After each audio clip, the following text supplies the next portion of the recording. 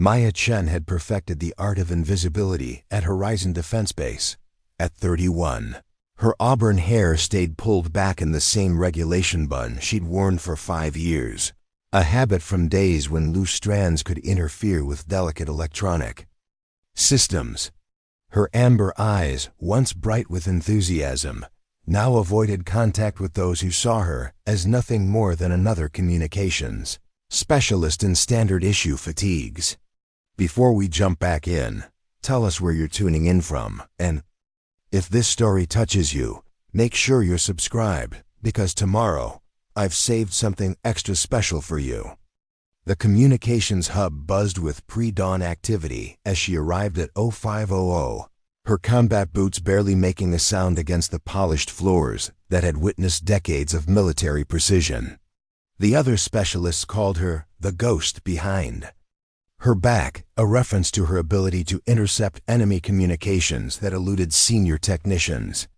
What they didn't know was that Maya Chen had once been Lieutenant Maya Rodriguez, the youngest tactical systems developer in Marine Corps' history. 7 years ago, she led the Aegis Project, designing next-generation defense systems against autonomous weapons. Instead, it became the nightmare that ended her career and began her exile. The betrayal had come from Colonel Richard Vance, her mentor and commanding officer. Prototype designs sold to private military contractors. Test results leaked to foreign entities, and 3 team members dead in a laboratory accident that never should have happened.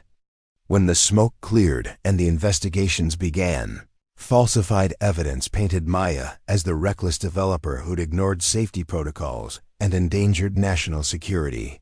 The military tribunal had been swift and merciless. Lieutenant Maya Rodriguez was stripped of her security clearance, her access to weapon systems, her identity. Only Admiral Sarah Mitchell, her former academy instructor, believed her innocence, but her deployment to Pacific Command came days before she could intervene. Vance's network of corrupt officers buried the truth beneath mountains of manufactured evidence. Now 5 years later, Maya existed in the shadows of her former life. Every transmission she monitored, every communication system she maintained, was both torture and salvation, close enough to touch the technology she loved, forever barred from developing it. She'd legally changed her name, dyed her hair, and disappeared into the rank and file of communications personnel, where her true identity remained hidden. The small apartment that served as her quarters sat in the forgotten corner of the base, tucked between the communications center and the old radar facility. Inside, beneath a military issue desk, lay a small metal box containing 3 items: a tarnished project badge with the Aegis symbol, a photograph of a young lieutenant standing beside her prototype defense system, and a handwritten letter from Captain Jamie Foster, one of the team members who died in the accident, written just hours before the explosion that killed him. "Lieutenant," the letter read in Jamie's careful handwriting, "whatever happens with this project, I want you to know we believe in your vision completely. You're the most brilliant engineer any of us have ever worked with. The future of defense is in good hands with you. See you tomorrow, Foster." Every morning at 4:30, Maya ran the base perimeter in darkness, her feet finding the same path they'd traced for 5 years.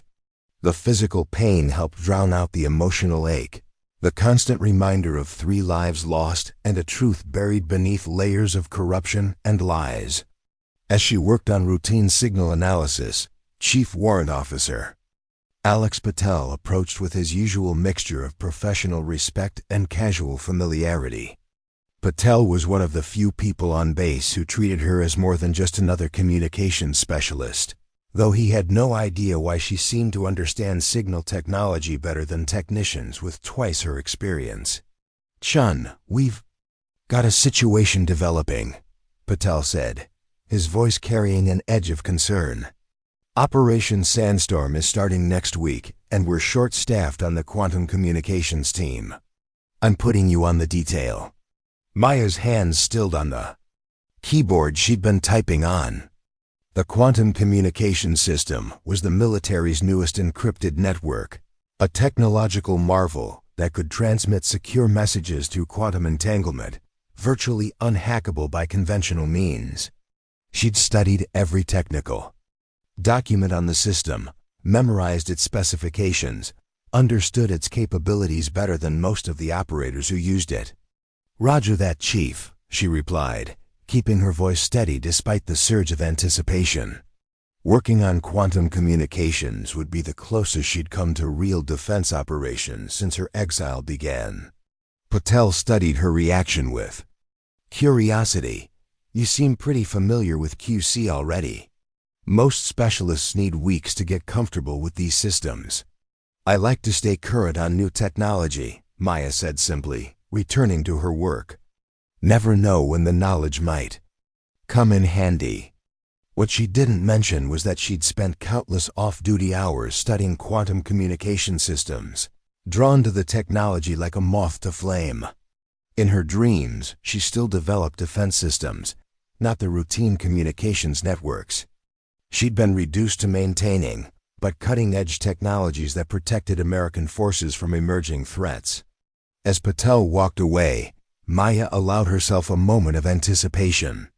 Operation Sandstorm would bring elite tactical teams from across the country to test their skills against simulated drone swarms, the very threat her Aegis Project had been designed to counter.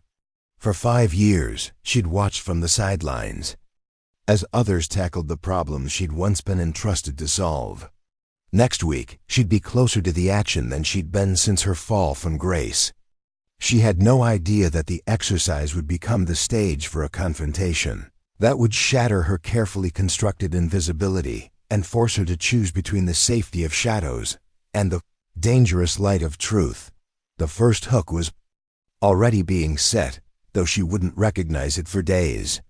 Preparing and narrating this story took us a lot of time, so if you are enjoying it, subscribe to our channel. It means a lot to us. Now back to the story.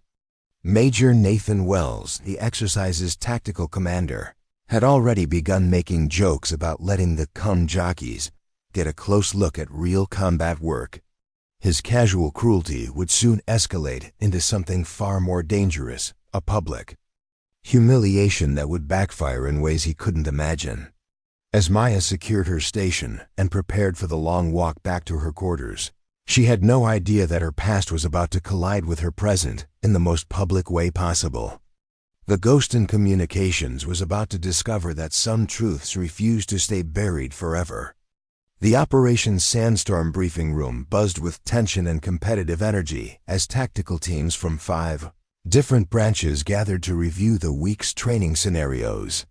Maya stood in the back corner, tablet in hand, wearing the invisible uniform of support personnel, present but unnoticed, essential but unacknowledged. Major Nathan Wells commanded the room's attention like a man born to it. West Point educated and politically connected, he represented everything Maya had once fought against in the old boy's network of military technology. His family's influence had fast-tracked him through officer training, and his connections ensured he never faced the kind of scrutiny that could end careers. "Gentlemen," Wells began, his voice carrying the casual arrogance of someone who'd never faced real consequences. "And ladies," he added with a patronizing nod toward Captain Jennifer Reeves, one of the few female tactical officers in the group. "This week we're going to show these drone swarms what real soldiers can do." Maya's jaw tightened as she listened to Wells's dismissive comments about the communications crew. In his world, combat officers were warriors, and everyone else was support staff, interchangeable, expendable, and barely worthy of acknowledgement. She'd encountered his type before, officers who confused privilege with competence and mistook political connections for actual skill. After the briefing, Maya began setting up the quantum communications link for Tactical Team Alpha 7, the unit Wells would be commanding. The communications system was a masterpiece of engineering, its quantum processors capable of processing millions of encrypted messages simultaneously while remaining undetectable to enemy systems. As she ran through the system checks, her hands moved with unconscious precision, muscle memory from thousands of hours with similar technology guiding her movements. "Excuse me, sweetheart." Wells's voice carried the condescending tone of someone addressing a child. "I need to coordinate with my team, so if you could finish up your little diagnostics and get out of my way, that would be great." Maya looked up from the console she'd been calibrating, her amber eyes meeting his for just a moment before dropping back to her work. "Just completing the final systems check, sir. Be done in 2 minutes." "Make it 1, Wells replied, his voice hardening. "I don't have time to wait for communications to play with equipment they don't understand. This is tactical work now." The words stung more than Maya expected. 5 years of hiding hadn't dulled the pain of being dismissed by men who couldn't match her worst day in the lab. She finished her work in silence, gathering her tools while Wells made exaggerated gestures of impatience. As she walked away, Wells called out loudly enough for nearby officers to hear, "Try not to break anything while I'm gone, honey. These systems cost more than you'll make in a lifetime." Laughter rippled through the group of officers, the easy camaraderie of those who saw themselves as superior to everyone else. Maya felt her face flush but kept walking, refusing to give them the satisfaction of a reaction. Chief Warrant Officer Patel witnessed the exchange from across the command center, his expression darkening with anger. He'd worked with Maya for 3 years and knew she was the most competent specialist on his crew. Watching Wells's casual cruelty sparked something protective in the older officer. "Chun," Patel called out as Maya stored her equipment. "Walk with me." They moved away from the tactical teams, Patel choosing his words carefully. "You don't have to take that kind of treatment from anyone, major or not. I can file a complaint about unprofessional conduct." Maya shook her head quickly. "It's not worth it, Chief. I've heard worse." "That's not the point," Patel insisted. "Wells thinks he can treat people like dirt because Daddy's a senator and he's got connections in the Pentagon. Somebody needs to knock him down a few pegs." As they talked, neither noticed Captain Reeves approaching until she spoke up. "I couldn't help but overhear. Nathan's an ass, but he's also untouchable. Family money, political connections, and just enough competence to avoid getting reassigned. I've been trying to put him in his place for 2 years." Patel studied Reeves with interest. Despite being one of the few women in the tactical group, she'd earned her position through undeniable skill and determination. Her warning about Wells carried weight. "So what do you suggest?" Patel asked. Reeves glanced around to make sure they weren't overheard. "Wells has a weakness, his ego. He can't resist a challenge, especially one that makes him look good in front of an audience. The question is whether you're willing to take some risks to exploit it." Maya felt a chill of anticipation, though she couldn't explain why. Something about Reeves's tone suggested the captain had more in mind than filing complaints through proper channels. Before Reeves could answer, the sound of boots on tile filled the air as Wells's tactical team moved out for its first training exercise. The officers moved with practiced precision, their equipment checked and double-checked for the simulated combat ahead. "He's good," Reeves admitted grudgingly. "Not great, but good enough to back up most of his trash talk. The problem is he's never been tested against real innovation." Maya's pulse quickened despite herself. There was something in Reeves's voice that suggested the captain knew more about competition than she was letting on. As Wells's team disappeared through the doors, Reeves turned back to the group.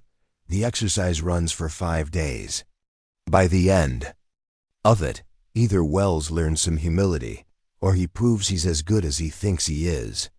Either way, it should be interesting to watch." Patel frowned. "You're not planning anything that could get people in trouble, are you?" Reeves smiled, but there was steel beneath the expression. "Sometimes, Chief, the best way to deal with bullies is to give them exactly what they're asking for." As the 3 parted ways, Maya felt the familiar sensation of standing at a crossroads. For 5 years, she'd chosen safety over confrontation, invisibility over vindication. But something about Wells's casual cruelty had awakened feelings she'd thought buried forever. That evening, alone in her sparse quarters, Maya opened the metal box beneath her desk and stared at the photograph of her younger self standing beside. The Aegis prototype. The woman in the picture radiated confidence and purpose, qualities that had been stripped away along with her rank and clearance. She thought about Captain Foster's letter, his absolute trust in her abilities, and the 3 team members who died because of Richard Vance's betrayal. Their deaths had haunted her for 5 years, but Wells's arrogance brought back another feeling she'd almost forgotten: the burning desire to prove that skill and courage mattered more than connections in politics. Maya closed the box and tried to sleep, but her dreams were filled with the sound of drones and the memory of what it felt like to create defense systems that saved lives. Tomorrow would bring new opportunities for Wells to demonstrate his character, and Maya was beginning to suspect that Captain Reeves had plans that went far beyond simple observation. The stage was being set for a confrontation that would test everything Maya had learned about survival, sacrifice, and the true meaning of courage. But she had no idea that the biggest challenge wouldn't come from defending herself. It would come from deciding whether to reveal the engineer she'd once been to the world that had destroyed her. Day 3 of Operation Sandstorm brought an unexpected crisis that would change everything. A sophisticated cyber attack struck 3 backup tactical systems simultaneously, leaving the exercise dangerously exposed to actual security breaches. Colonel Marcus Stone, the base commander whose career had been built on political maneuvering rather than leadership, saw only problems where others might see opportunity. "This is a disaster," Stone muttered during the emergency briefing. "We've got Pentagon officials coming to observe the final demonstration, and we're 3 systems short of minimum security protocols. Washington will have my head if this exercise fails." Major Wells, fresh from another successful training run, leaned back in his chair with a smirk that Maya had come to associate with trouble. His success over the past 2 days had inflated his already considerable ego, and she could see the wheels turning behind his calculating eyes. "Actually, Colonel," Wells said, his voice carrying the tone of someone delivering a punchline, "I have a solution that might solve multiple problems at once." Captain Reeves, seated across the briefing room, caught Maya's eye with a look that said, "Here it comes." The past 2 days had seen Wells's arrogance grow with each successful mission, his treatment of support personnel becoming increasingly dismissive and cruel. "The communications crew has been asking a lot of technical questions about drone countermeasures," Wells continued, his grin widening. "Maybe it's time we gave them a real education. Show them why we maintain such strict standards for tactical certification." Colonel Stone frowned. "What exactly are you suggesting, Major?" "Put one of the communications techs in a tactical position for 5 minutes. Let them see what real operators deal with. It'll be educational for everyone. They'll understand their place better, and we'll get some good footage for the training archives." Maya felt ice form in her stomach. She knew exactly where this was heading, and every instinct screamed at her to find an excuse to be somewhere else. But Chief Patel had specifically assigned her to monitor this briefing, and leaving now would only draw unwanted attention. Major Wells's smile turned predatory as his eyes swept the room and landed on Maya. "Chen there has been asking the most questions about drone countermeasures. She seems to think she understands how these systems work. Why don't we give her a front row seat?" The room fell silent except for the hum of ventilation systems and the distant sound of helicopter rotors. Maya felt every eye turn toward her, measuring, judging, already preparing for entertainment at her expense. Colonel Stone studied Maya with the calculating look of a man weighing political risks. "The liability issues alone will make sure she signs every waiver in the book," Wells interrupted. 5 minutes, standard safety protocols, simulation only. What could go wrong?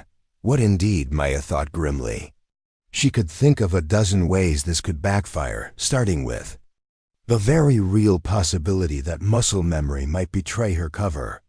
5 years of hiding had taught her self-control, but handling tactical systems again might awaken reflexes she'd worked hard to suppress. "I don't think that's necessary," she said quietly, hoping to deflect attention. "I'm perfectly comfortable with my current duties." Wells's expression hardened. "Oh, but I insist. You've been so curious about tactical procedures, Chen. This is your chance to see what you've been missing, unless you're scared."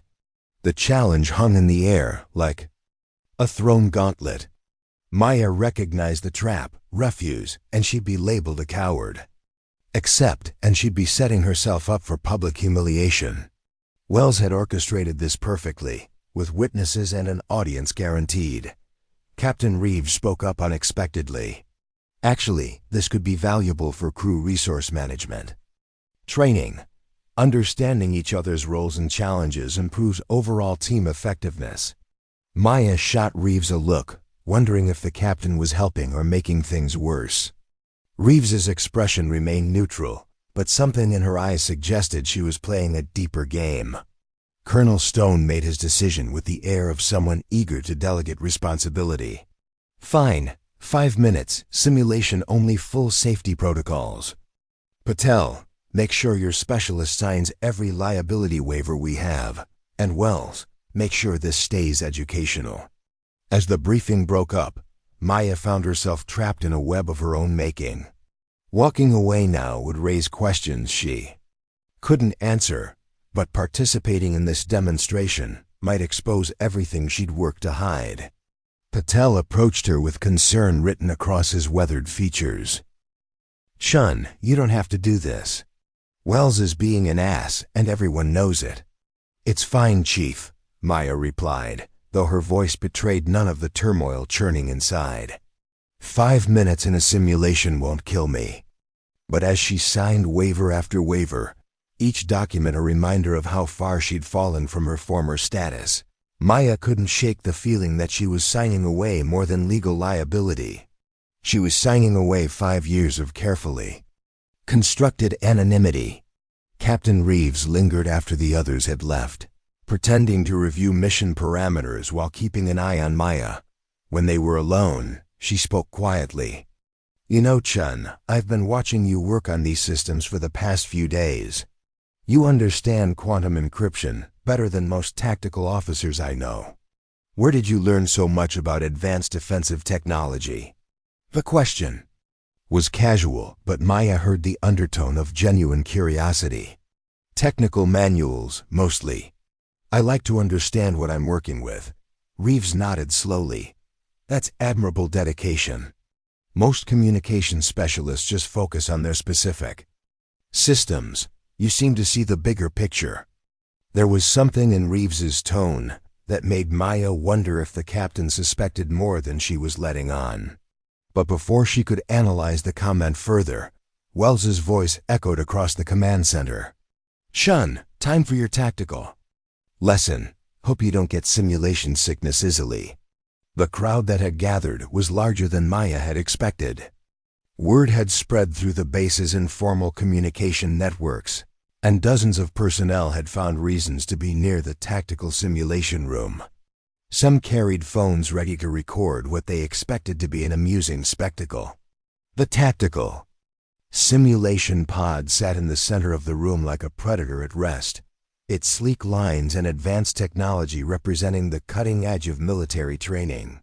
Maya approached it with the steady gait of someone who refused to show fear, though her heart was pounding hard enough to be audible over the ambient noise. The tactical gear they'd given her was a training model, deliberately ill-fitting and marked with scratches that suggested he'd been pulled from the bottom of a storage locker.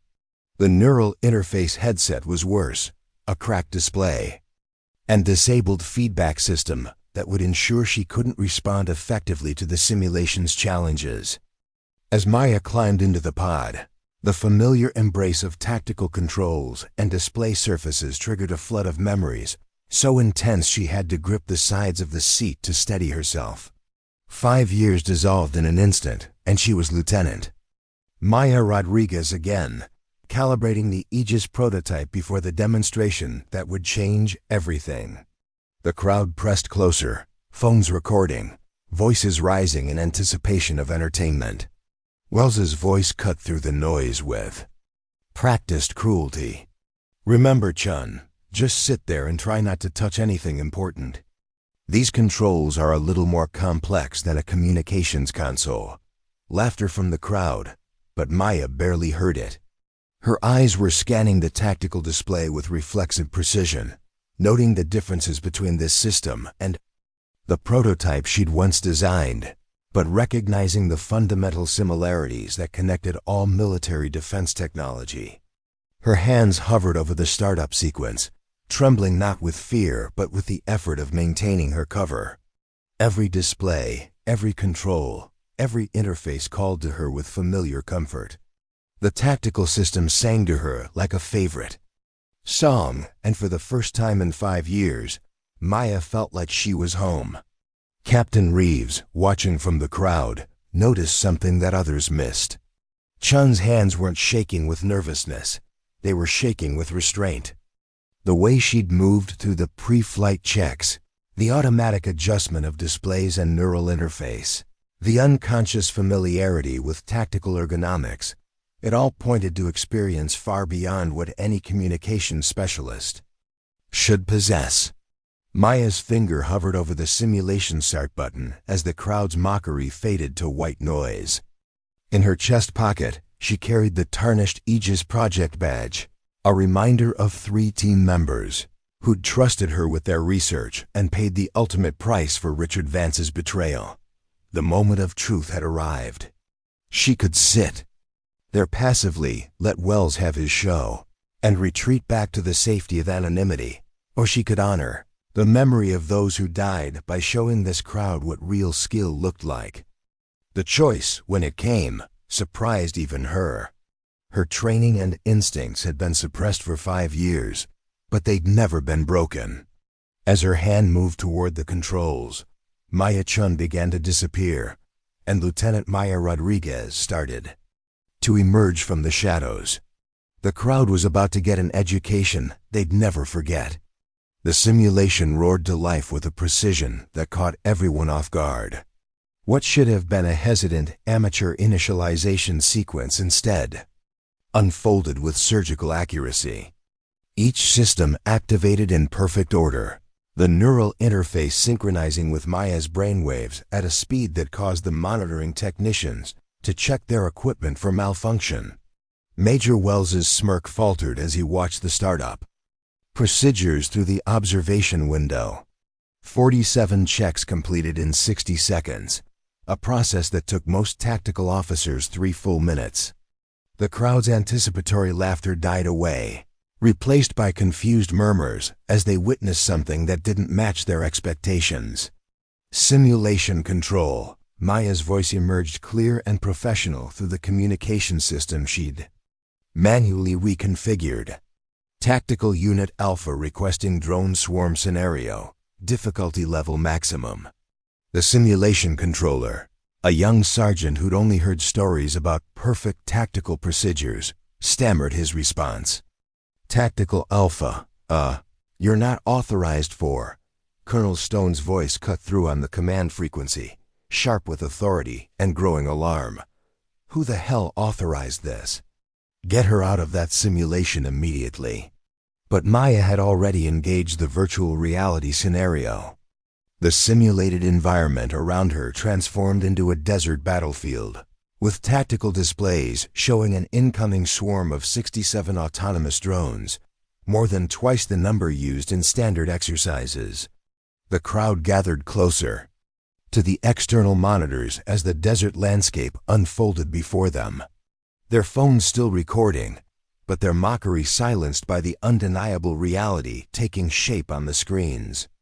Captain Reeves watched with professional fascination as Maya began manipulating the tactical controls with a fluidity that spoke of absolute mastery. The virtual battlefield indicators shifted and changed as Maya implemented defensive measures that weren't even in the standard tactical manuals. "Jesus Christ," whispered one of the communications crew. "She's actually running the simulation." Wells's face cycled through confusion, anger, and something approaching fear. "She's going to crash the system," he announced to anyone who would listen. "Communications techs don't have the training for this. Someone has to stop her before she corrupts the entire database." But Maya had different plans. She pushed the simulation to its limits, testing its parameters while the crowd below watched in stunned silence. The virtual drone swarm approached. Her position, their attack patterns randomizing in ways designed to overwhelm standard defenses. The exercise parameters called for a full tactical response. Establish perimeter, deploy countermeasures, eliminate hostile threats, protect civilian infrastructure. The current record stood at 28 minutes, held by Wells himself from the previous day. Maya assessed the virtual battlefield in seconds, her mind processing tactical data at a speed that left the monitoring system struggling to keep up. But instead of reaching for the simulated weapons systems, the standard approach taught in tactical training, she did something that left the observers in stunned silence. She shut down all offensive systems. "What the hell is she doing?" Wells demanded, his voice rising with each word. "That's not procedure. She's going to fail within 30 seconds. On the simulation screens, the drone swarm closed in on Maya's position, their attack vectors converging with mathematical precision. According to every tactical manual and training scenario, her position was now indefensible without weapon systems. But Maya wasn't following any manual. Her hands flew across the communications interface, the one system she had been expected to understand, and began reprogramming it on the fly. To the astonished observers, it looked like she was writing code in real time, altering the very parameters of the simulation itself. "She can't do that," whispered a tactical instructor, his face pale with disbelief. "That's not even possible in the simulation environment." In the control bunker, exercise directors watched their screens in disbelief as Maya turned the simulated radio equipment into something entirely different, a quantum frequency analyzer that could identify the unique signatures of each drone in the swarm. "Who the hell is running that simulation?" demanded the exercise controller, a veteran tactical officer himself who'd never seen programming of this caliber. Colonel Stone, monitoring from the command center, felt his career flashing before his eyes. "It's a communications specialist," he said weakly. "She's not even qualified for basic tactical operations." What followed was a masterclass in unconventional warfare. Instead of fighting the drones, Maya began broadcasting precisely modulated quantum signals that mimicked the swarm's command frequencies. One by one, the virtual drones began to respond to her commands rather than their original programming. In the simulation, the swarm's attack pattern dissolved into chaos as drone fought drone, their targeting systems confused by the conflicting commands. Maya's fingers danced across the communications array, turning the simple radio into a weapon more effective than any conventional armament. The simulated assault, designed to be unwinnable without heavy weapon systems, was neutralized in 4 minutes and 23 seconds, less than a sixth of the previous record. As the last drone fell to friendly fire, the simulation announced in its emotionless voice, "Exercise complete. All threats neutralized. Civilian casualties, 0. Infrastructure damage, 0. Time elapsed, 4 minutes 23 seconds. For 10 full seconds, not a sound could be heard in the tactical center except the soft hum of computers and the measured breathing of a woman who had just rewritten the book on drone defense. Maya opened the simulation pod and stepped out with the same quiet dignity she'd maintained for 5 years. The borrowed tactical gear still hung wrong, the cracked neural interface tucked under her arm like an afterthought. She walked through the crowd that parted before her, heading not for glory, but toward her communication station. Captain Reeves intercepted her halfway across the room, her expression unreadable. "Chen," she said quietly, that was impossible. Where did you learn to program quantum frequencies like that?" Maya met her eyes steadily. "I didn't learn anything, Captain. I just followed the communications protocols." "Those weren't standard protocols," Reeves said quietly. "That was weapons-grade signal manipulation. Nobody turns a basic comm system into a drone hijacker without years of advanced research experience." Before Maya could respond, the sound of approaching sirens filled the air. A convoy of black SUVs was racing toward the tactical center, emergency lights flashing, military police escorts clearing the path. Someone with serious authority was coming, and Maya felt a chill of recognition as she saw the Admiral's flag on the lead vehicle. The convoy screeched to a halt, and Admiral Sarah Mitchell stepped out of the lead SUV. Her presence commanded instant attention, back straightening, salutes snapping into place, but her gray eyes found only one person in the crowd. "Lieutenant," she said, her voice carrying across the silent room like thunder. Maya stopped, turned, and for the first time in 5 years, rendered a perfect salute. "Admiral Mitchell, ma'am." Mitchell crossed the distance between them with measured steps, each one heavy with the weight of half a decade's guilt. When she spoke, her voice carried to every corner of the gathering. "Colonel Stone, do you know who this woman is?" Stone's response came stammered and uncertain. "She's a communications specialist, Admiral. Level 2 certified for—" "No." Mitchell's interruption was sharp as a blade. "This is Lieutenant Maya Rodriguez, the architect of the Aegis Project, the most advanced drone defense system ever conceived. The engineer who predicted autonomous swarm attacks 3 years before they became a reality. The officer who saved 42 Marines with improvised communications equipment during the Singapore crisis." The revelation rippled through the crowd like a physical force. Phones that had been recording humiliation now captured transformation. Maya stood at attention, her face betraying nothing while her world shifted beneath her feet. Admiral Mitchell continued, her voice growing stronger with each word. 5 years ago, she was betrayed by Colonel Richard Vance, who sold classified research to private military contractors. 3 researchers died in a staged accident. Lieutenant Rodriguez was blamed, court-martialed on falsified evidence. Stripped of her clearance, her rank, her identity. Wells collapsed into a nearby chair, his face draining of color. Reeves stepped backward until she hit the simulation pod, her expression cycling through shock, realization, and something approaching awe. The crowd stood frozen, processing the complete inversion of their worldview. Vance confessed before his execution for treason 2 years ago, Mitchell announced. Every charge against Lieutenant Rodriguez was fabricated.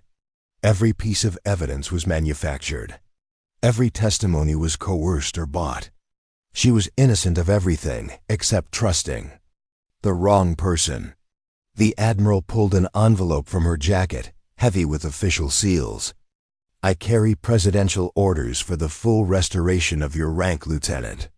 Promotion to Commander, security clearance reinstatement, leadership of the new Quantum Defense Division. Your choice of posting." The silence stretched, broken only by the distant sound of helicopter rotors on patrol. Every eye fixed on Maya, waiting for her response to this reversal of fortune that had come 5 years too late. But Maya had learned something during her time in the shadows, something about the difference between vindication and peace, between getting what you deserve and knowing what you're worth. Her answer would surprise everyone, including herself.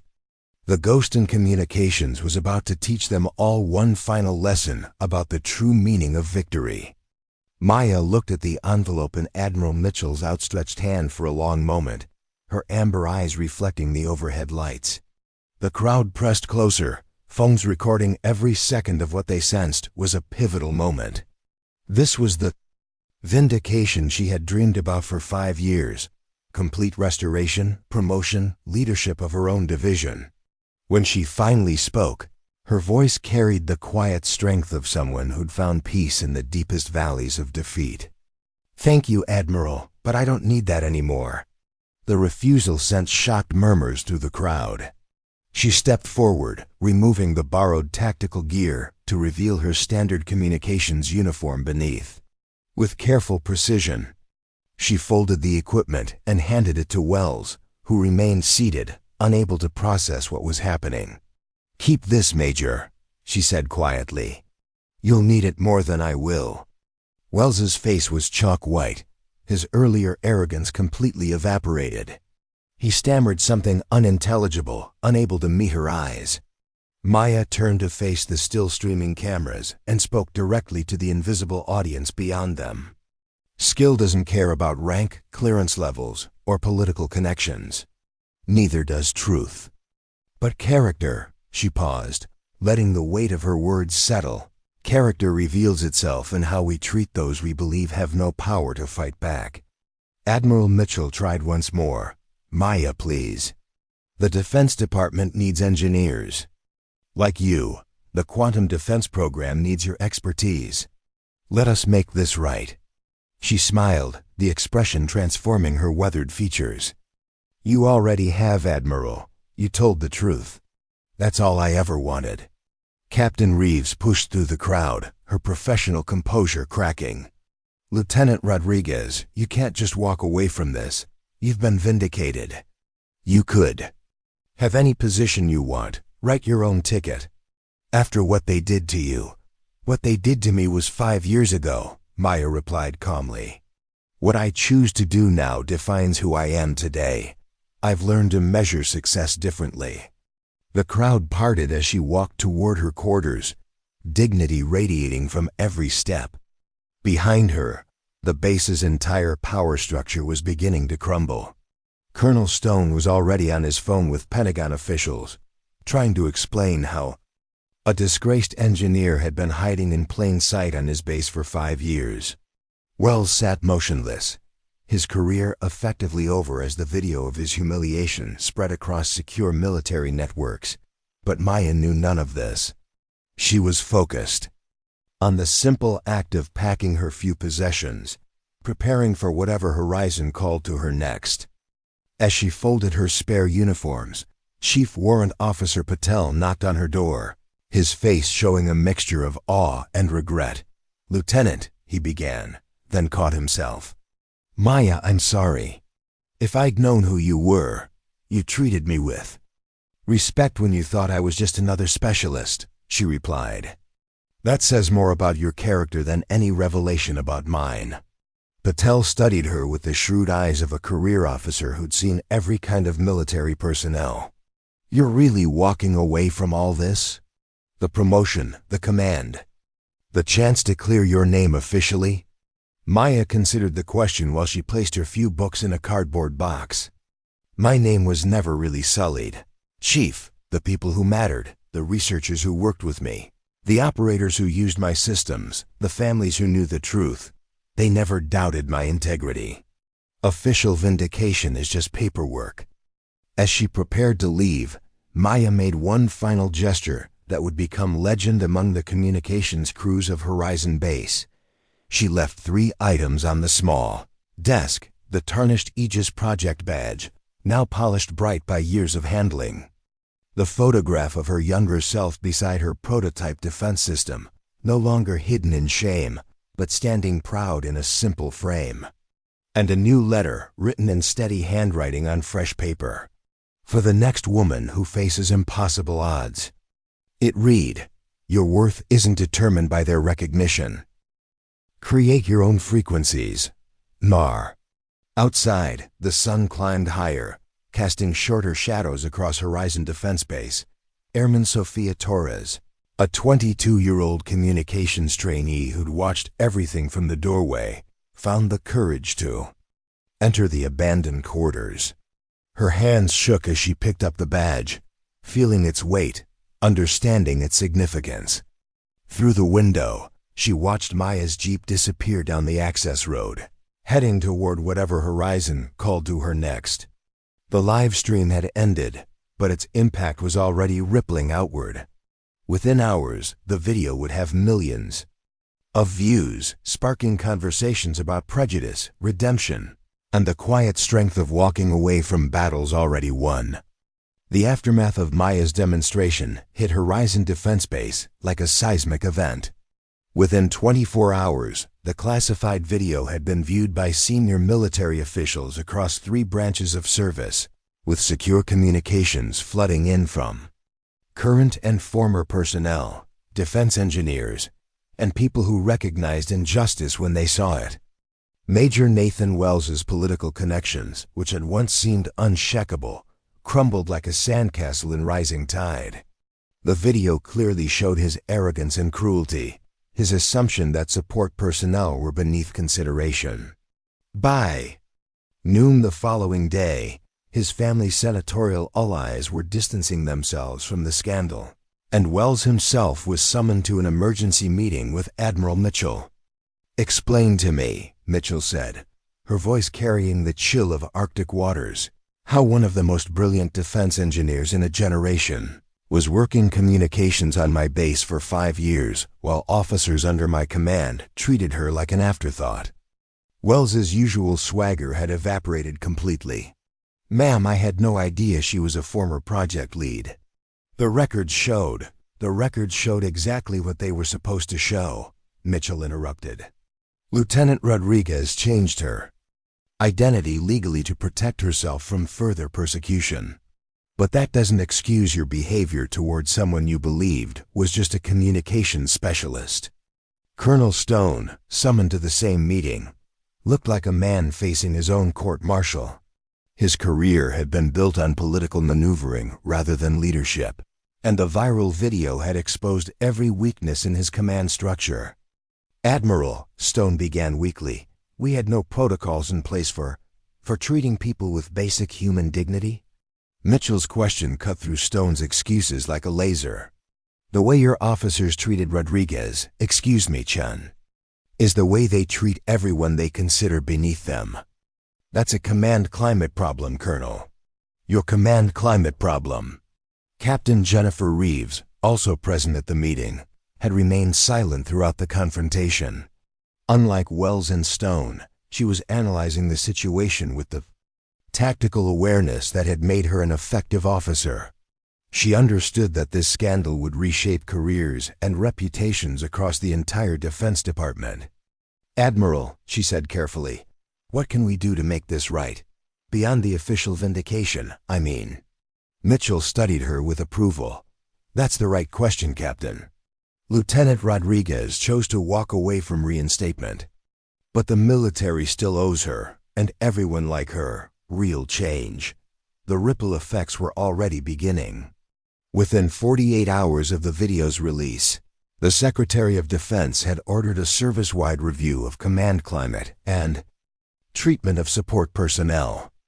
The hashtag create your own frequencies was trending on military networks, with thousands of service members sharing their own stories of workplace discrimination and resilience. Meanwhile, investigative journalists were digging into the original tribunal that had destroyed Maya's career. Richard Vance's confession, buried in classified files for 2 years, was slowly being declassified under pressure from congressional oversight committees. Wells's resignation came on Thursday morning, delivered in a brief typed statement that admitted no wrongdoing but cited personal reasons for his departure from military service. His family's political machine worked overtime to spin the story, but public opinion had already turned decisively against him. Colonel Stone's fate was sealed when the Pentagon investigation uncovered a pattern of discrimination complaints that had been buried or ignored during his tenure at Horizon. His removal came with a recommendation for court-martial on charges of conduct unbecoming an officer. But perhaps the most significant change came from an unexpected source.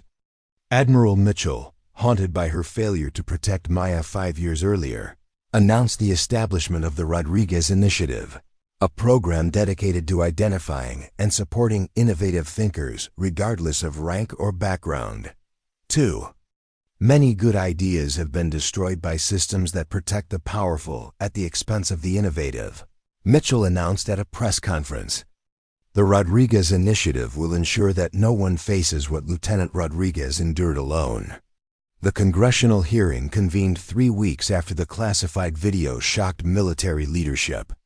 Committee Chairman Senator Patricia Williams gavelled the session to order, her stern expression reflecting the gravity of the situation.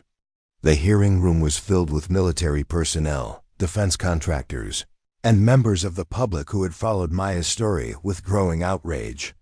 After redacted versions were cleared for public release, this committee, Senator Williams announced, has been tasked with investigating systemic failures in military justice that allowed a decorated engineer to be falsely accused, stripped of clearance, and forced into exile for 5 years while the real traitor continued selling secrets to the highest bidder. Admiral Mitchell was the first witness called, her dress uniform bearing ribbons from 3 decades of service. Her testimony was devastating in its precision, methodically documenting how Richard Vance's network of corrupt officers had manufactured evidence and suppressed investigations. Vance didn't act alone, Mitchell testified, her voice carrying to every corner of the packed hearing room. He had accomplices at multiple levels of command, officers who traded integrity for advancement, who sold their souls for career security.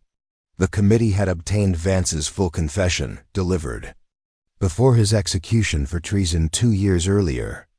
The document, finally declassified under congressional pressure, revealed the scope of his betrayal. Defense technology sold to foreign entities, project plans leaked to hostile governments, a web of corruption that had cost American lives for over a decade. Lieutenant Rodriguez was chosen as a scapegoat, Mitchell continued, because she was competent enough to be believable as a reckless researcher, but isolated enough to be destroyed without significant resistance.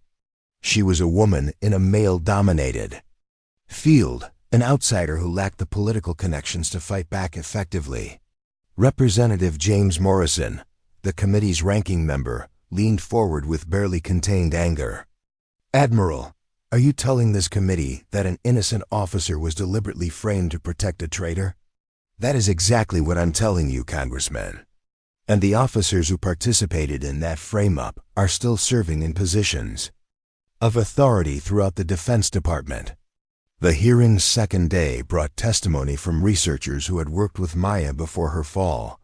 Dr. Elena Kapoor, one of the few survivors from her original project, provided devastating testimony about Maya's competence and character. "Lieutenant Rodriguez was the most brilliant engineer I ever worked with," Kapoor testified, her voice thick with emotion. "She saved our project twice when conventional approaches failed, made breakthroughs under pressure that other researchers couldn't even comprehend. The idea that she would recklessly endanger her team is not just wrong, it's impossible." Chief Warrant Officer Patel testified about Maya's years in communications, describing a woman of extraordinary competence, who had endured daily humiliation with quiet dignity. "She understood those systems better than people who designed them," Patel said. "She could diagnose problems by frequency patterns alone, understand complex encryption that stumped specialists with advanced degrees. We called her the ghost, because she seemed to disappear into the background, but now I understand why. She wasn't learning, she was remembering." The hearing's most dramatic moment came when Nathan Wells was called to testify. Stripped of his commission and facing potential criminal charges for unrelated security violations discovered in the investigation, he appeared broken, his earlier arrogance replaced by the hollow-eyed look of someone whose world had collapsed. Under aggressive questioning from Senator Williams, Wells admitted to years of discriminatory behavior, not just toward Maya but toward support personnel throughout his career. "You treated people you considered beneath you with systematic cruelty," Senator Williams observed coldly. "And when someone demonstrated skills that surpassed your own, your response was to humiliate them publicly." Wells's voice was barely audible, I was wrong. I was taught that maintaining distance from support personnel was necessary for leadership. I took that too far. You took it to the point of deliberate cruelty, the senator corrected. The video evidence shows you delighted in humiliating someone you believed was powerless to fight back. The committee's final witness was unexpected, Maya herself, appearing via secure video link from an undisclosed location. She had agreed to testify only after Admiral Mitchell's personal plea, and her appearance sent a ripple of anticipation through the hearing room. Lieutenant Rodriguez, Senator Williams began, you endured 5 years of exile for crimes you did not commit. In your own words, tell this committee how this injustice affected you. Maya appeared composed, her voice steady as she spoke. Senator, the false accusations and tribunal were devastating, but not for the reasons people might expect. The loss of rank and clearance was painful, but the deeper wound was the loss of trust in the institution I had devoted my life to serving. She paused, choosing her words carefully.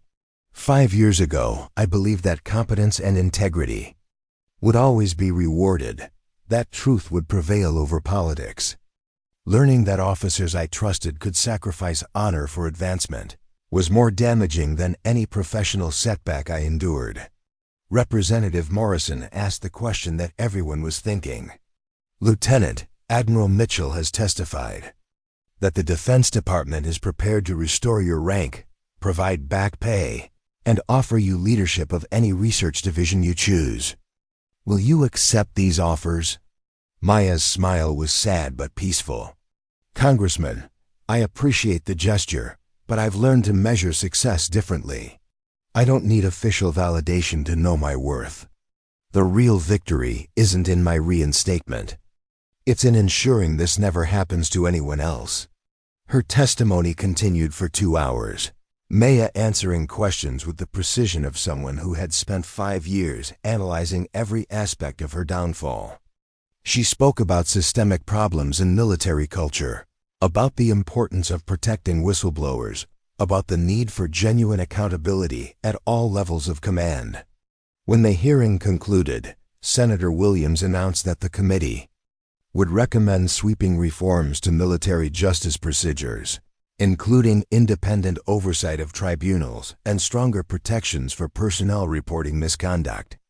But the most significant outcome was something that couldn't be legislated, a fundamental shift in how the military viewed integrity, competence, and the treatment of those without political power. 6 months after the hearing, Maya stood on a windswept bluff overlooking the Pacific Ocean, watching the sun rise over the water. The small research campus below her was busy with morning activity, engineers preparing for tests, technicians calibrating equipment, instructors reviewing project plans with excited interns. The Rodriguez Defense Institute had grown beyond her wildest expectations. What had started as a simple think tank for veterans had evolved into something much larger, a place where competence mattered more than connections, where innovation was valued over politics, where people who had been written off by others could discover their true potential. Maya's phone buzzed with a text from Sofia Torres, the young woman who had found her letter at Horizon. Sofia was now the Institute's lead communications instructor, having parlayed her military experience into a position where she could teach others that technical expertise deserved the same respect as any other skill. Demonstration this afternoon, the text read. 23 new defense systems, including 5 that were rejected by traditional military procurement. You should be proud. Maya smiled as she pocketed the phone. The Institute's success wasn't measured in profit margins or political influence, but in the quiet satisfaction of watching people exceed others' expectations of them. Former enlisted personnel who had been dismissed as just support staff were now designing cutting-edge defense systems. Women who had been told they lacked the right stuff were breaking barriers in engineering careers. The Institute had become a magnet for people who didn't fit traditional molds, Veterans struggling with PTSD found purpose in teaching security protocols. Former military officers who had been forced out for reporting misconduct discovered new careers in defense research. Maya had created something that the traditional military couldn't, a true meritocracy. Admiral Mitchell visited regularly, using her influence to direct qualified candidates toward the Institute and helping to secure contracts for defense projects. The initiative she had established in Maya's honor had grown into a powerful force. For military justice reform, with offices in 15 states and a legal staff dedicated to protecting whistleblowers. The viral video from Horizon had faded from media prominence, but its impact continued to reverberate through military culture. The hashtag create your own frequencies had become a rallying cry for people facing discrimination or injustice, a reminder that true victory sometimes meant walking away from systems designed to diminish you. Nathan Wells had been court-martialed and dishonorably discharged, his family's political connections finally exhausted by the weight of public outrage. He now worked at a retail electronics store in Nebraska, his military career a cautionary tale told in leadership seminars across the armed forces. Colonel Stone had faced similar justice, stripped of rank and pension for his role in enabling discriminatory command climates. The Pentagon had used his case as an example of how not to lead, implementing new training programs focused on inclusive leadership and ethical decision-making. But for Maya, the most meaningful changes were personal. She had learned to forgive, not because the people who wronged her deserved it, but because carrying anger was too heavy a burden for someone trying to innovate. As she prepared for the day's first research demonstration, Maya reflected on the journey that had brought her here. 5 years of exile had taught her that identity couldn't be stripped away by others, that competence spoke louder than rank, that integrity was its own reward. The young engineer arriving for the demonstration was a former Army communications specialist named Maya Chen, told by 3 different defense contractors that he lacked the credentials for advanced research. Maya had reviewed his application personally, recognizing something familiar in his story, the quiet determination of someone who refused to accept others' limitations. "Ready for your first system demonstration, Michael?" she asked as they walked toward the testing facility. His grin was infectious. "Ma'am, I've been ready for this my whole life. Just took a while to find the right place to prove it." As they entered the laboratory, Maya felt the familiar peace that came with being exactly where she belonged.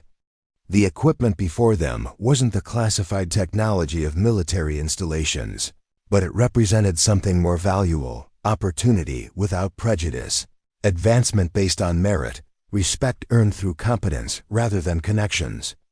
"Remember," she told Michael as he went through his pre-test checklist, "innovation isn't about impressing anyone else. It's about understanding that problems don't care about your background, your gender, or your social status. They only care about your skill and your courage." The systems hummed to life, and Michael's hands moved over the controls with growing confidence. Maya watched with the satisfaction of a mentor seeing potential become reality, remembering her own first successful prototype decades earlier. As the quantum defense shield shimmered into existence, neutralizing the test drones without a single conventional weapon, Maya understood that she had found something more valuable than vindication or revenge. She had found purpose, peace, and the freedom that comes from defining success on your own terms.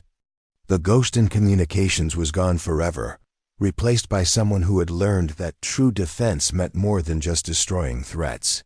It meant protecting the values worth fighting for, navigating by the stars of your own integrity, and standing firmly in the knowledge that competence, courage, and character were the only rankings that truly mattered.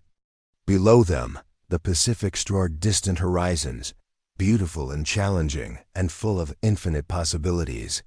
Maya had taught Michael to innovate, but in doing so, she had reminded herself of the most important lesson of all: sometimes the greatest victory is not in conquering your enemies, but in refusing to become them. The future, as always, was waiting for those brave enough to create it.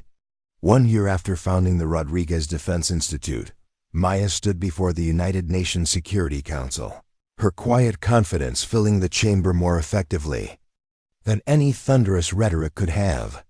Behind her, a holographic display showed the Institute's newest innovation, the Harmony Shield, a non-lethal drone defense system that could protect civilian populations without escalating conflicts. The future of security isn't about building better weapons, Maya explained, her voice carrying to every corner of the historic chamber. It's about creating systems that preserve life while neutralizing threats. The Harmony Shield doesn't destroy enemy drones, it reprograms them, turning weapons into tools. The delegates leaned forward, many taking notes as Maya demonstrated how her system could capture hostile drones using quantum frequency manipulation, then repurpose them for humanitarian missions, delivering medical supplies, establishing emergency communications, or conducting search and rescue operations. What was once a threat becomes an asset, she continued. This is the philosophy that drives our work at the Institute, transformation rather than destruction. As the presentation concluded, the applause was immediate and genuine. Representatives from 27 nations approached Maya afterward, eager to implement the technology in conflict zones and disaster areas around the world. The Rodriguez Defense Institute had gone from a small think tank to a global leader in humanitarian defense technology in just 12 months. What the audience didn't see was the journey that had brought Maya to this moment, the countless nights of coding, the failed prototypes, the resistance from traditional defense contractors who saw her approach as a threat to their business models. They didn't see the team she had built, composed almost entirely of people who had been overlooked or underestimated by conventional military and corporate structures. As she gathered her materials, Maya noticed Admiral Mitchell waiting near the exit, pride evident in her bearing. "Quite a performance, Lieutenant," Mitchell said, deliberately using Maya's former rank. "Transforming enemy assets rather than destroying them. Some might call that poetic justice." Maya smiled. "I prefer to call it practical problem solving. Admiral, destruction is easy, transformation takes skill. The Pentagon wants to talk about expanding the Harmony Shield program," Mitchell said as they walked toward the car waiting outside. "They're prepared to offer you full control and unlimited funding." Maya considered this as they moved through security checkpoints. A year ago, such an offer would have seemed like vindication. Now it felt like a distraction from what she had built independently.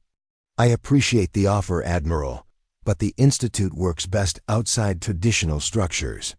We'll continue to collaborate, but we need to maintain our independence." Mitchell nodded, unsurprised. "I thought you might say that. Which is why I brought a different proposition." She handed Maya a tablet displaying a satellite image of a large facility in the desert. "This is the International Defense Academy. 20,000 acres, state-of-the-art facilities, currently sitting empty after budget cuts 3 years ago. The Secretary of Defense is prepared to transfer ownership to the Rodriguez Initiative as a training facility." Maya scrolled through the images, recognizing the potential immediately. "For what purpose?" "To create a new kind of military education program," Mitchell replied. "One that teaches officers to value all personnel, to recognize innovation, regardless of rank or background, to lead with integrity rather than fear." "And who would teach them?" Maya asked, though she already suspected the answer. "People who understand the cost of doing otherwise. Your people, Maya, the ones the system failed but who refused to be broken by it."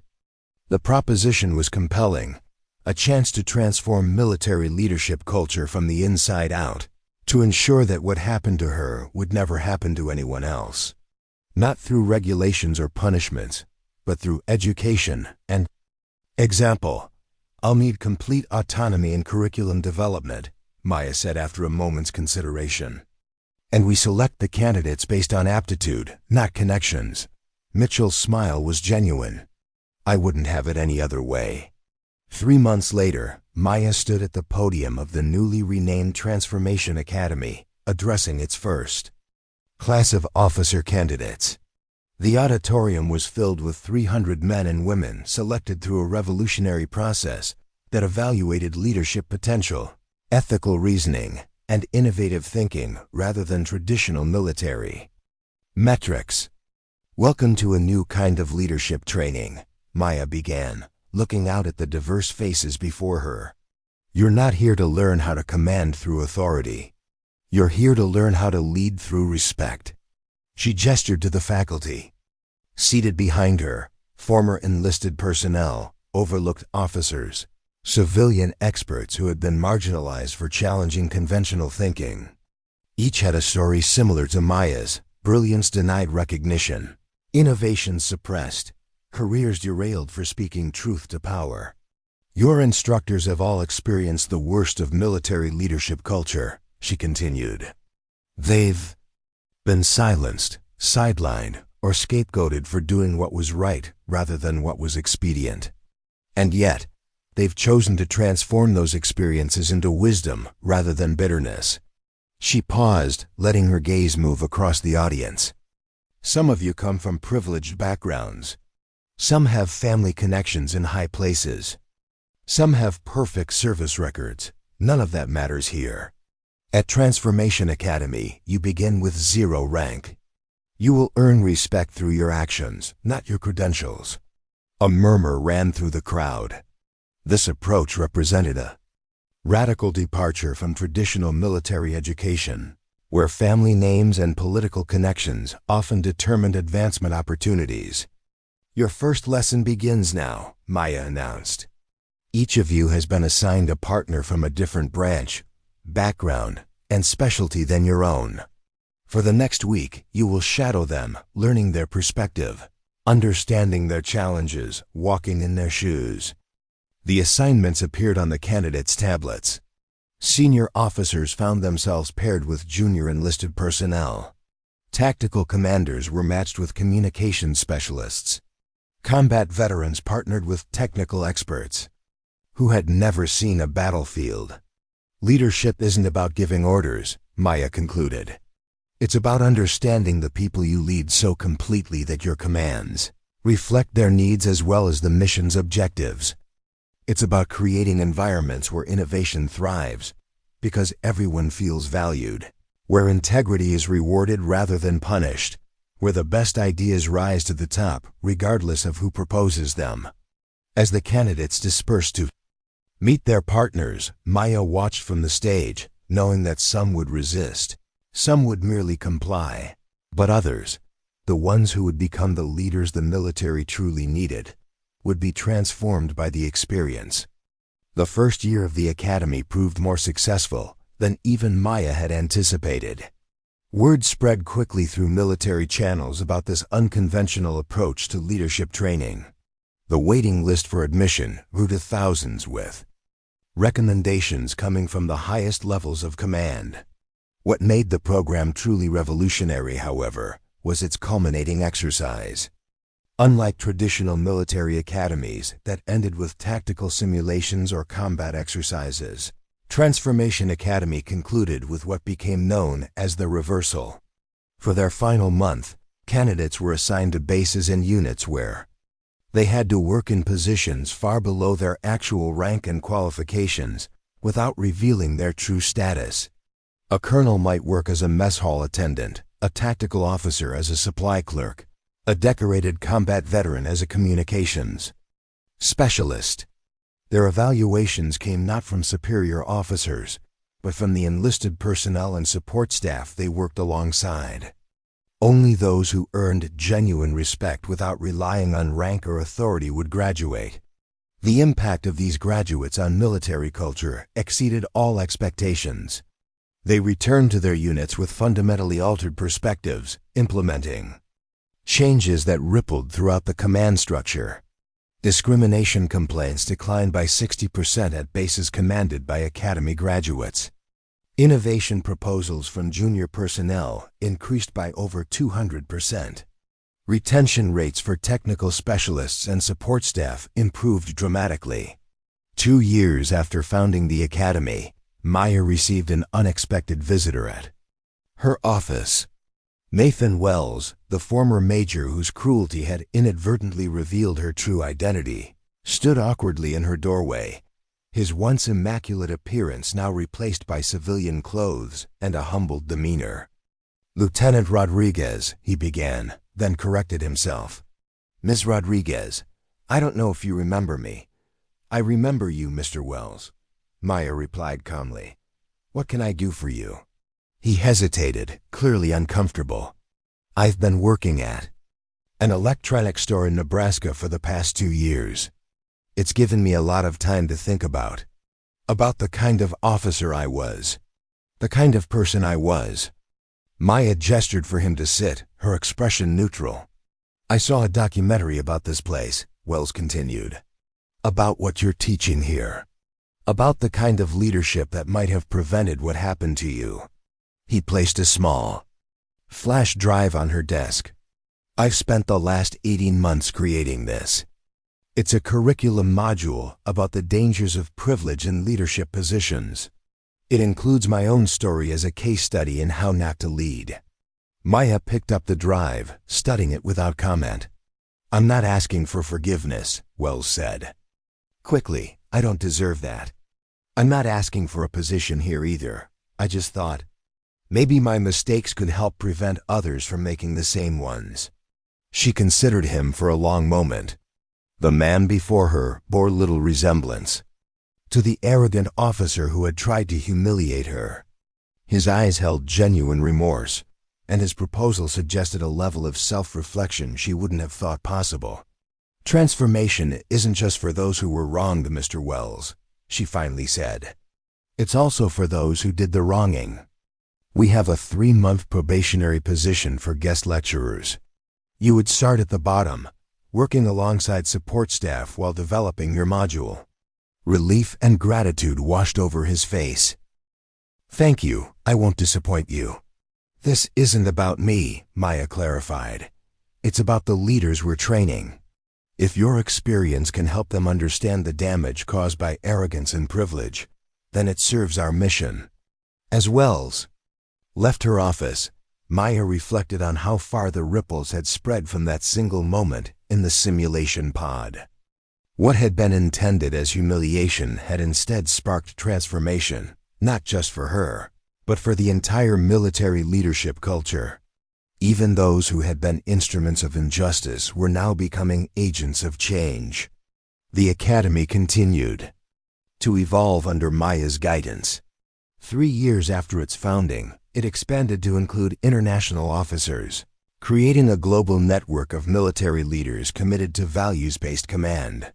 The Rodriguez method, as it came to be known, was being implemented in defense organizations around the world. Perhaps the most powerful testament to its success came during the Jakarta crisis, when a massive earthquake triggered a tsunami that threatened millions of lives across Southeast Asia. The international response was led almost entirely by transformation. Academy graduates who coordinated the largest humanitarian relief effort in history. Instead of competing for resources or publicity, these officers implemented a seamless cooperative structure that transcended national boundaries. Relief drones reprogrammed with Harmony Shield technology delivered critical supplies to areas unreachable by conventional means. Communication systems developed at the Rodriguez Institute established emergency networks when traditional infrastructure failed. The crisis that might have claimed hundreds of thousands of lives resulted in fewer than 500 casualties, a miracle of modern disaster response that experts attributed directly to the leadership philosophy Maya had cultivated. As Maya watched the operation unfold from the Academy's command center, she felt a hand on her shoulder. Admiral Mitchell, now approaching retirement, stood beside her, watching the same feeds.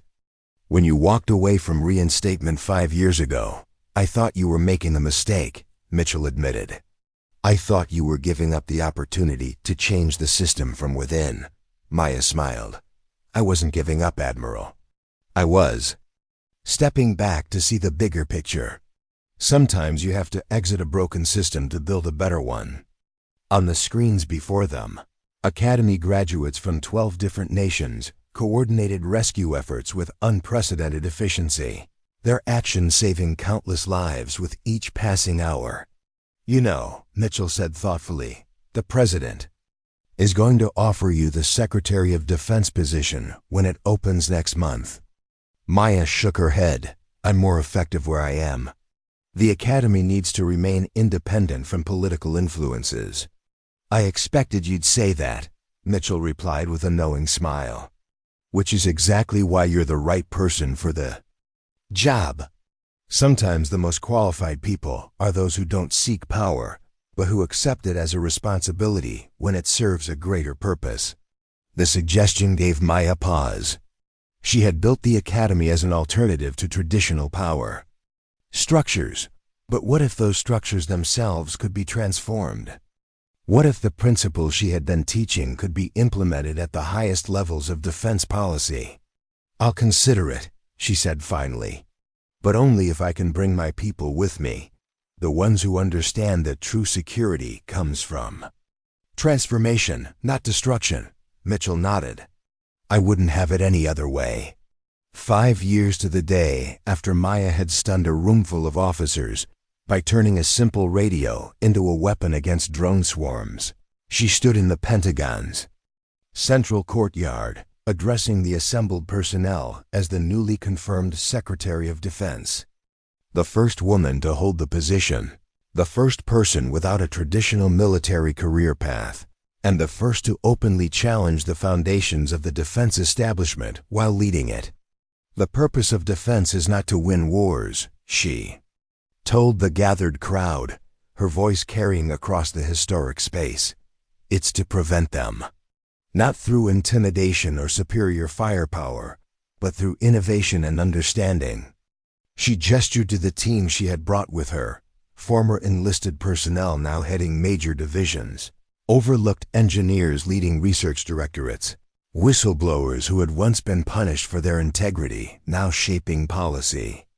The future of security lies not in building walls, but in building bridges.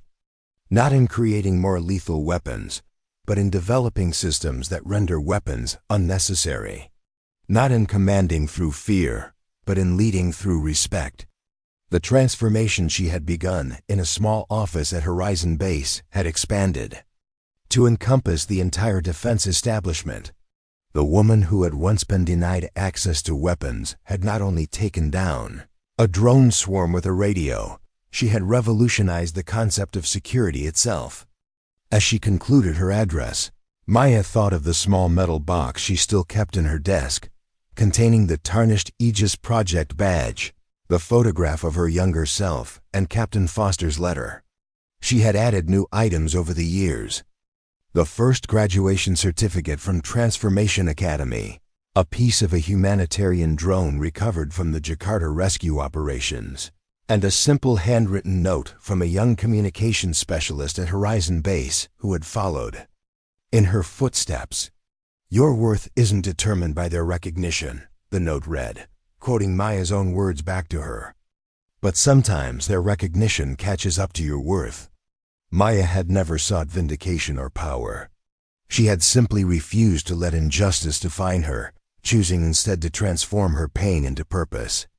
In doing so, she had created a ripple effect that changed not just her own life, but countless others, from the highest levels of government to the newest recruits, learning that leadership wasn't about rank, but about character. The woman who had been denied a weapon had instead created something far more powerful, a new way of thinking that turned obstacles into opportunities, enemies into allies, and destruction into creation.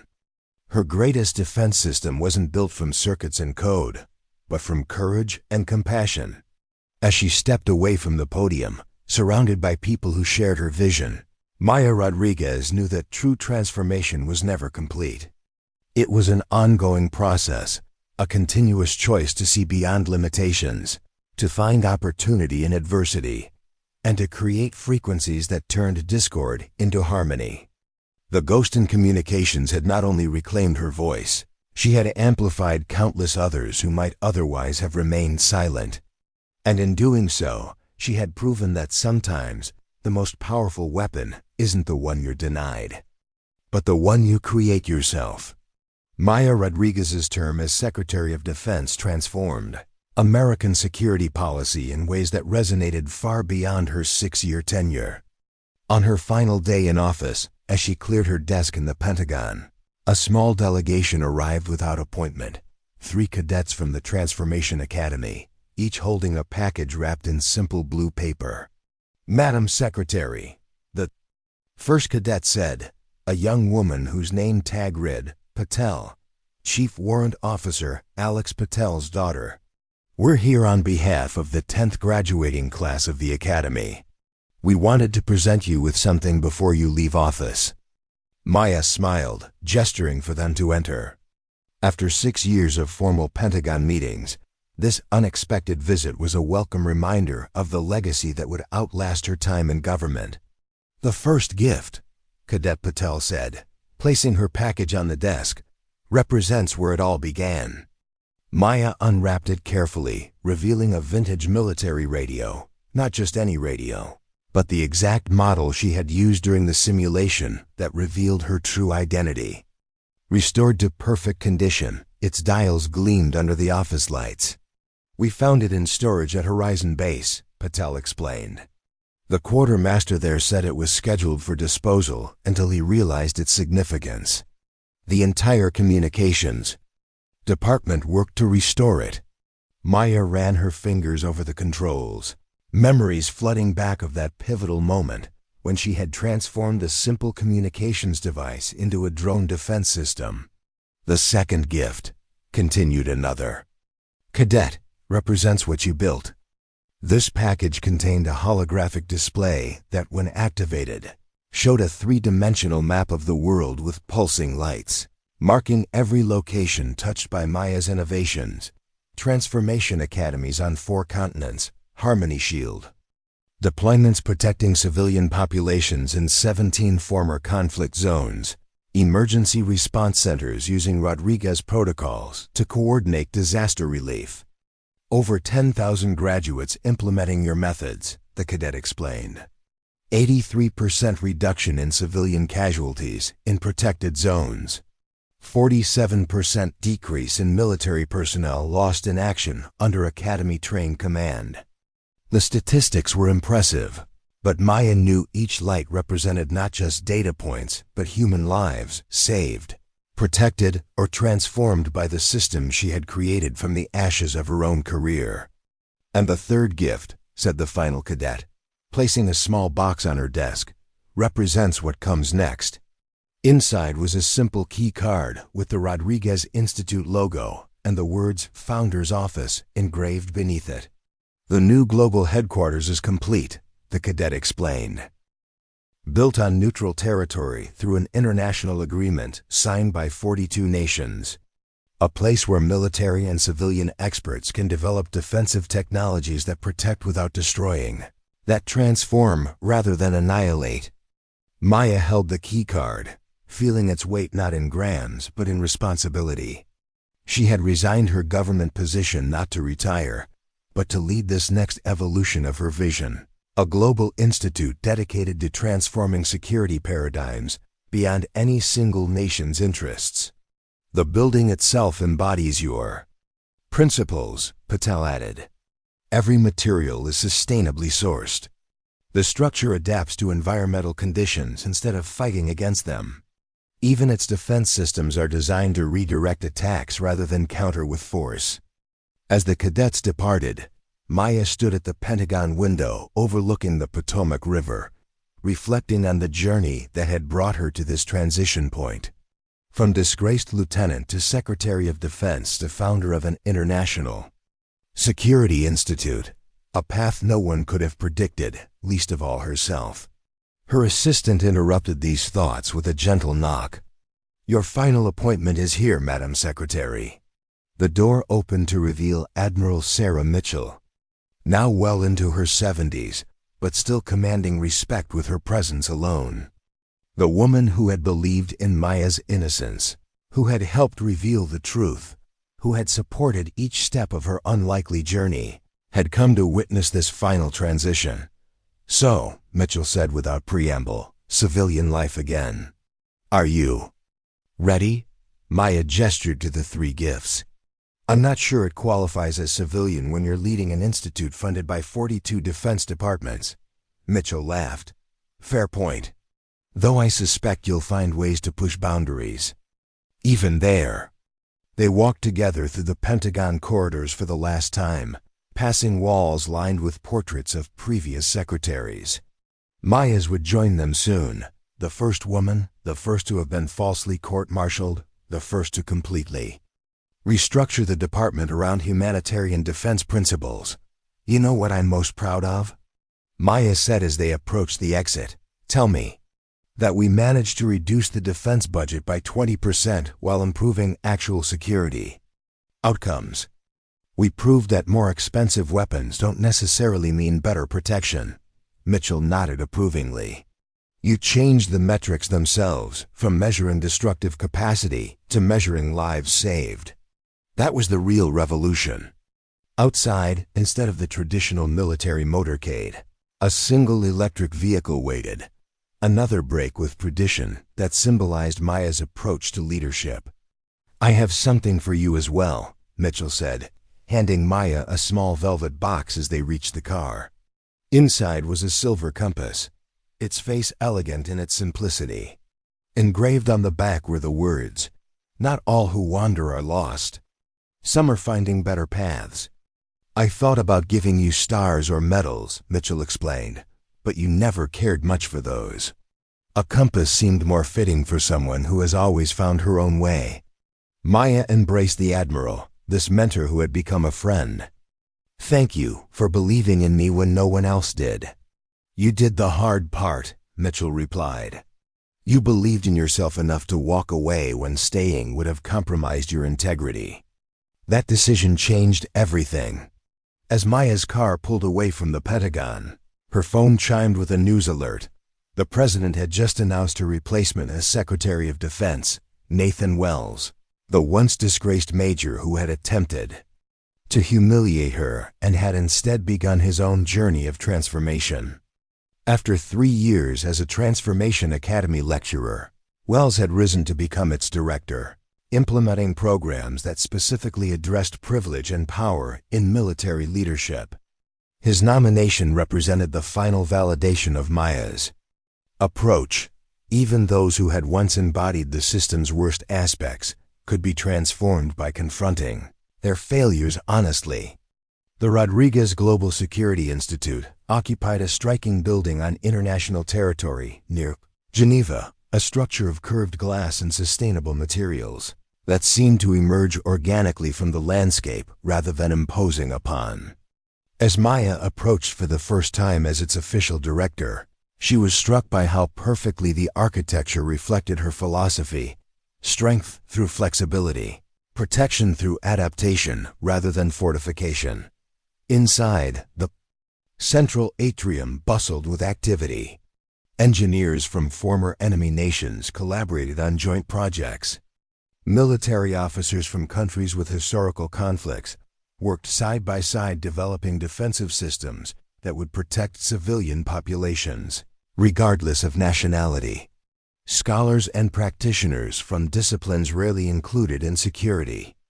Discussions, psychology, anthropology, environmental science, contributed perspectives that expanded the very definition of protection. Dr. Alina Kapoor, Maya's colleague from the original Aegis Project and now the Institute's research director, greeted her at the entrance.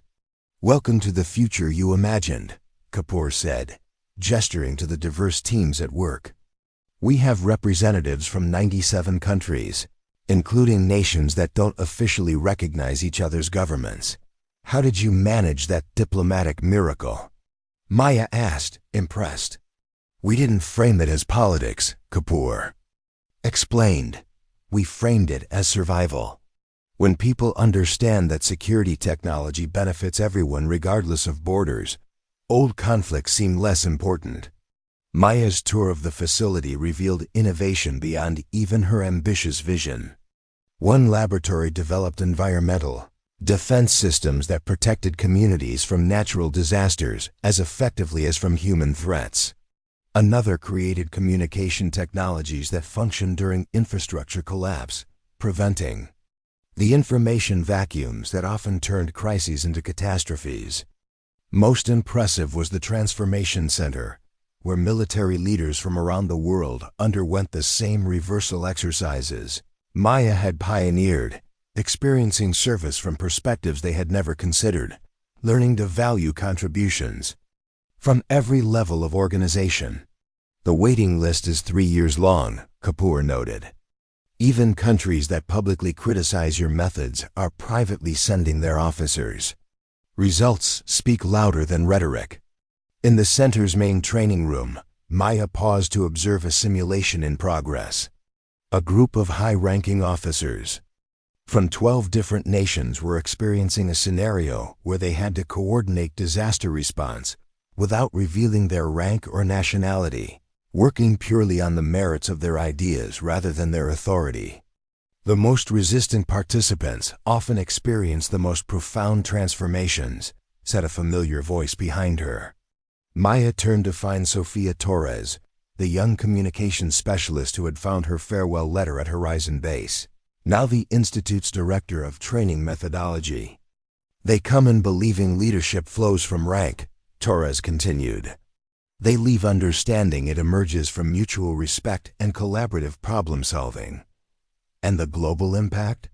Maya asked, though she had studied the reports extensively. Measurable in ways we never anticipated, Torres replied, leading Maya to a data visualization room where holographic displays showed security metrics from around the world. Conflict zones where we've implemented Harmony Shield technology show an 84% reduction in civilian casualties.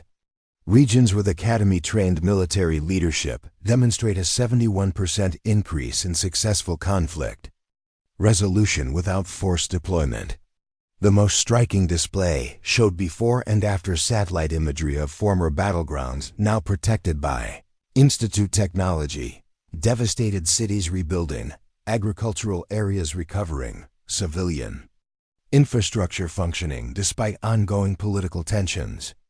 We're redefining security itself, Torres said with justifiable pride.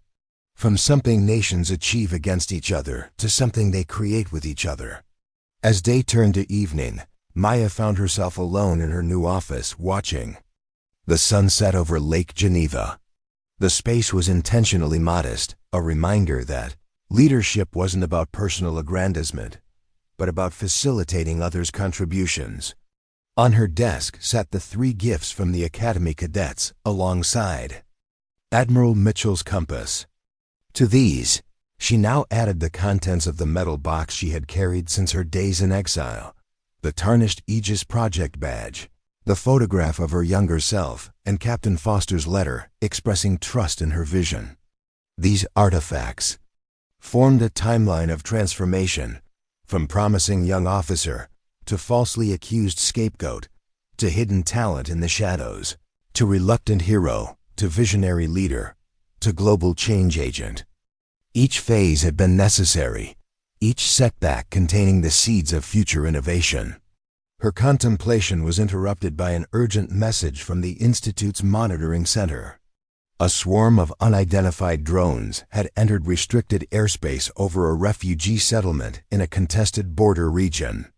Local defense forces were preparing conventional counterstrikes that would likely cause civilian casualties among the people they were trying to protect. Without hesitation, Maya activated the emergency response protocol she had designed for exactly this scenario. Within seconds, she was connected to a secure situation room where a team of Institute specialists had already begun implementing the Harmony Shield intervention. Up next, you've got 2 more standout stories right on your screen. If this one hit the mark, you won't want to pass these up. Just click and check them out. And don't forget to subscribe and turn on the notification bell so you don't miss any upload from us.